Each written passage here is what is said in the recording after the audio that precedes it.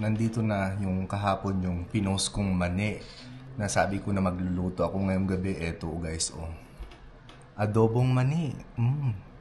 My own recipe. Ikaw, pag nagluluto ka, gaano ba ka-crunchy yung mani mo? Try nga natin. Medyo mainit-init pa to guys, ah.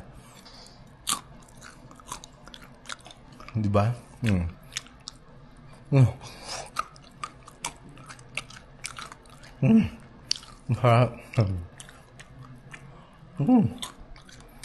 Ito, tatapos ko merienda ko pagkatapos ng trabaho. Ang sarap guys. Walang along bola. Napakasarap.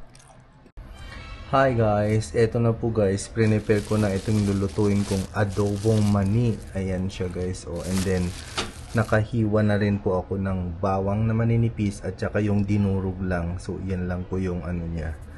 So ayan guys. Luto na tayo. Lagay ko na dito. Ayan. So anyway, eto na yung mani guys. Ayan siya. Kikita nyo, o diba? Ito po yung tips ko pag nagluluto kayo ng adobong mani, yung crunchy na crunchy guys, ganyan. Hindi nyo po agad lulutuin na preprituin, hindi, ganon. Una po, lagyan nyo po ng mainit na tubig, ayan. Around 95 to 98 degrees, ayan siya guys. Babadin nyo muna ng kahit 1 minuto, ganon, para ma-refresh po yung ano niya, kasi matagal na tong nakaano, ganon, or ilang buwan or ilang araw or ilang linggo, ganyan guys ang ginagawa. O diba, tignan nyo, para babalik ang pagka-refresh niya, ganyan guys. Kahit 1 minuto lang siyang nakaganyan. So ayan siya. So hayaan lang natin dyan, diba, kikita nyo yan, 1 minute dyan, then salain din, i-strain, ganyan din, ayun, lulutuin, ganun.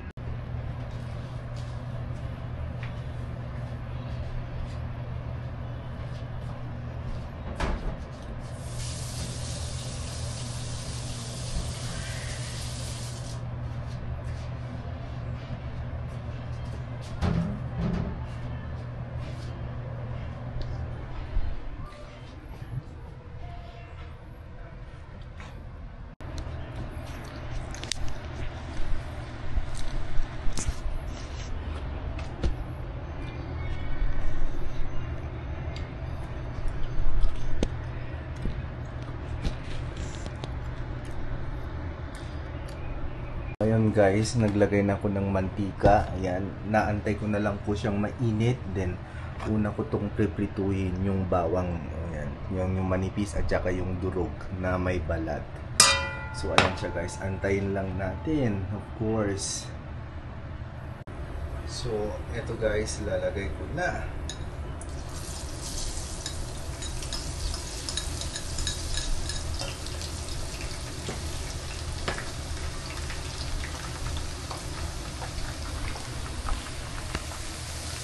So ayan, nakita nyo yan, oh. Tumutunog na ang bawang. Halo-haluin ko lang ganyan guys para hindi masunog, no. Pag naging brown na, ayan, sasalain ko rin siya. Lalagay ko rin dun. Ayan. Ganon-ganon ko lang siya guys. Tingnan nyo, nauna ko tong prinito tong bawang. Then sunod ko na rin yung manisug. Ayan siya. Ganyan po yung magluto ng adobong mani guys. Ganyan lang siya. Huwag yung masyadong mainit na mantika. Yung dapat yung kontrolado lang po siya guys, no? Ayun, antay-antay lang. Pag nag-brown na tong bawang, then iaano ko na siya. Tatanggalin ko na, of course.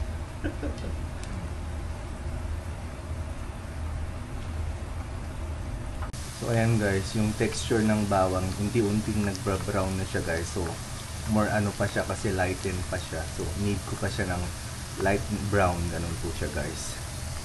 Charan, charan.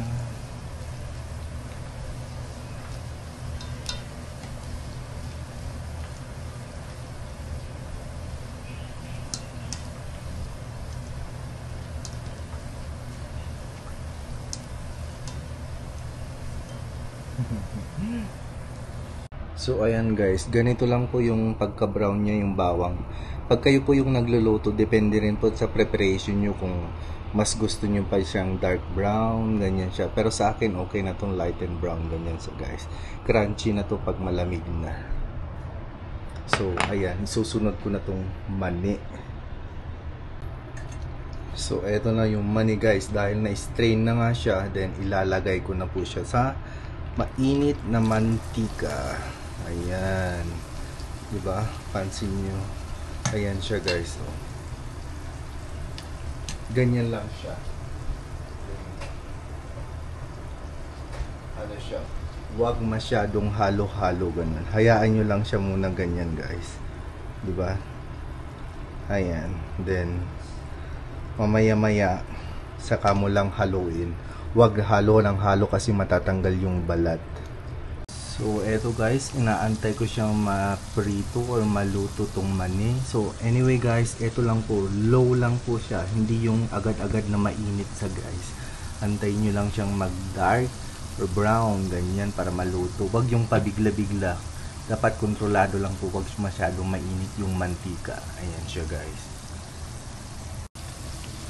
Take note guys, pag hinahalo natin tong mani, habang priniprito natin, dahan-dahan lang po kasi yung balat niya para hindi po matanggal. Ayan lang po siya. Lighten lang po siya. Ayan. Ganyan lang po yung paghalo-halo. Ayan siya guys. Para makuha mo or ma-achieve mo yung texture ng mani. Yung crunchy siya pero may balat. Ganon, di ba? Diba? Para ano rin siya, magandang tignan yung texture niya. Meron pa akong ganun-ganun, no? So, anyway, after 5 minutes nung hinalo ko kanina, haluin ko ulit ko ng dahan-dahan and then kuha ko ng isa kahit mahinit. Ganun tayo mga Pinoy, di ba? Titikman ko kung ano na yung makrunchy na ba or hindi pa. So, hindi pa. So, hayaan lang natin. Ito. Ganun po pagluluto. Patient lang po, hindi yung basta-basta prituin mo na napakagadali. Ganito po. Ganito po magluto ng adobong mani. Yung technique, halu-haluin lang ng dahan-dahan. Yan siya guys. Huwag yung nagmamadali. Kung gusto mong ma-achieve para yung ikaw na mismo nung recipe mo para hindi ka na bili-bili ng mahal. Diba? Ayan guys, in-off ko na dahil okay na yung crunchy niya. So, lagay natin yan para yung init ma-adjust siya ganyan dahil ilalagay ko na siya sa paglalagyan kong pang tetemplahan. Ganyan. Dito guys, oh. Linagyan ko pala ito ng tissue para yung oil ma-absorb niya guys habang linalagay ko ganyan. Kasi crunchy na siya, okay na siya, no? So yan, finally, lagay na natin dito. Hindi makita, lagay ko ganyan. Yan, para makita nyo guys. Di baling hindi nyo na ako makita. Siyempre sasalain ko, para maano yung mantika. Ayan, diba? So, eto guys, nakikita nyo yan. Yan. Sinasala ko po siya para matanggal yung marami niyang mantika. Ayan siya, o diba? Tunog pa lang, ma-crunchy na siya. No? Na-achieve ko yung niya. Yung texture ng kulay niya, brown, ganyan. O, tignan nyo.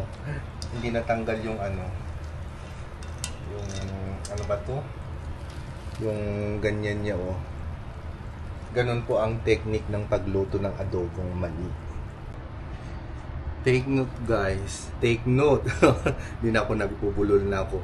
Ayun, pagka ko sa mantika guys, dahil mainit, na siya. Palamigin ko muna ng 2 minutes, then saka ko siya titimplahan para yung itong linagay kong tissue, ma-absorb niya yung maraming mantika, di ba? More fats! Ganun lamang po ang maning adobo. Di ba? So, eto na guys, so, after 2 minutes, Siyempre, hindi ko muna tatanggalin yung paghalo-halo na lang mamaya.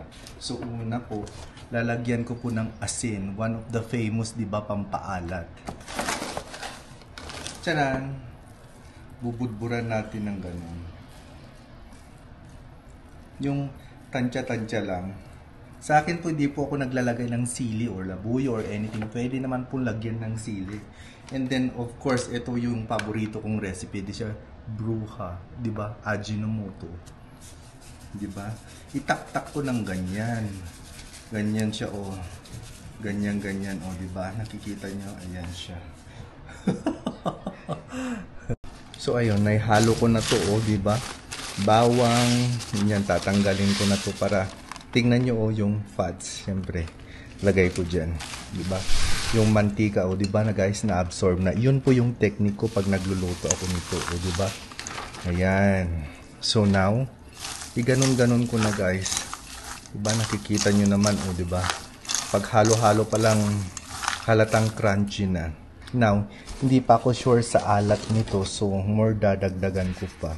Now, kung maalat naman na, syempre hindi makain, o di sayang. Ganun lang siya, di ba? And everything. So, haluin ko lang ng haluin. Ayan guys. Mamaya, i-reveal ko kung gaano ka-crunchy to pag ano na siya guys. Pag malamig na, no? So, ayan siya.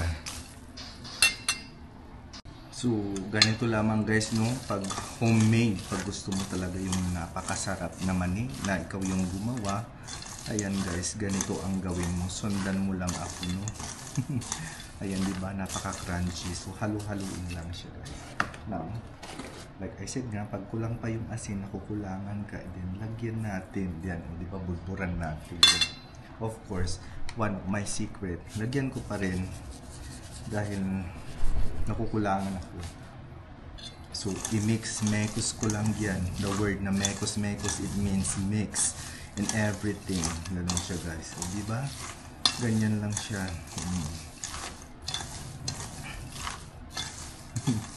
Mani. So, eto na guys, yung finished product kong mani. Nilagay ko na sa lalagyan ko din. Yun, syempre itatago ko at kakainin ko merienda, di ba? So, yun lamang po. Eto na po yung mani ko. Mani ko. Sabi ko, maniyota.